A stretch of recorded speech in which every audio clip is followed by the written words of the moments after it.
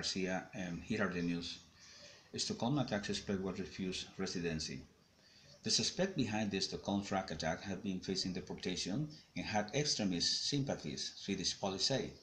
The 39-year-old Uzbek man is suspected of having driven a truck into a department store in the city on Friday. His application for residency was rejected in June last year and was being solved by immigration officials, police said. Meanwhile, a second suspect had been placed under formal arrest. Police said they were investigating the second suspect for a terrorist crime murder. However, Reuters news agency said the person was arrested on a lower degree of suspicion than the first suspect. Police have interviewed more than 500 people over the incident, Sweden's TT news agency reports. The first suspect had applied for permanent residency in 2014, but he was rejected. And in December 2016, he was given 4 weeks for leave the country, Police Chief Jonas Heisen told a press conference. The suspect then disappeared, and police began searching for him, Mr. Heisen said. 4 people are confirmed to have died in the attack. Police have not revealed their identities, but they say were two Swedish nationals, a Briton named by his family, a 41-year-old Chris Bevington, and one Belgian national. Another 15 people were injured. The truck, hijacked from a beer company, was driving into Achlen's department store in the capital on Friday afternoon. No terrorist group have claimed to be behind Colombia the attack. Search for flood survivors. Death toll at 314, Associated Press International.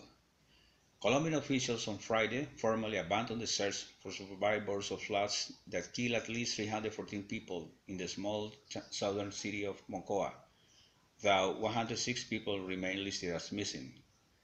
Emergency workers will turn to excavating roads and buildings, distributing aids, and trying to avoid the outbreak of epidemics in the town, where water and power services remain cut a week after the avalanche of debris-filled water poured down from the mountains.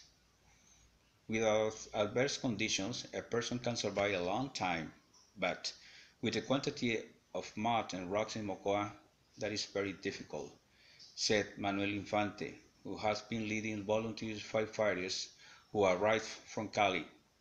I'd say that the missing are dead, he added. Defense Minister Luis Carlos Villegas said it will take a generation to completely restore the city. He said the missing could be in hospitals in other cities, lost without phone contact, or simply dead beneath the mud and rubble. Carlos Iván Márquez, Director General of the National Anti-Disaster Agency, said emergency workers will begin using heavy equipment. BBC Sport Football. Neymar wasn't tough for Barcelona as they lost at Malaga and failing their bid to go level on points with La Liga leaders, Real Madrid. The current Spanish champions were given a boost after Real's 1-1 draw with city rivals Atletico earlier. However, a first-half strike from ex-Barcelona forward Sandro Ramirez and a late effort from Johnny Rodriguez ended the hopes. Forward Neymar was sent off in the 65th minute after receiving a second yellow.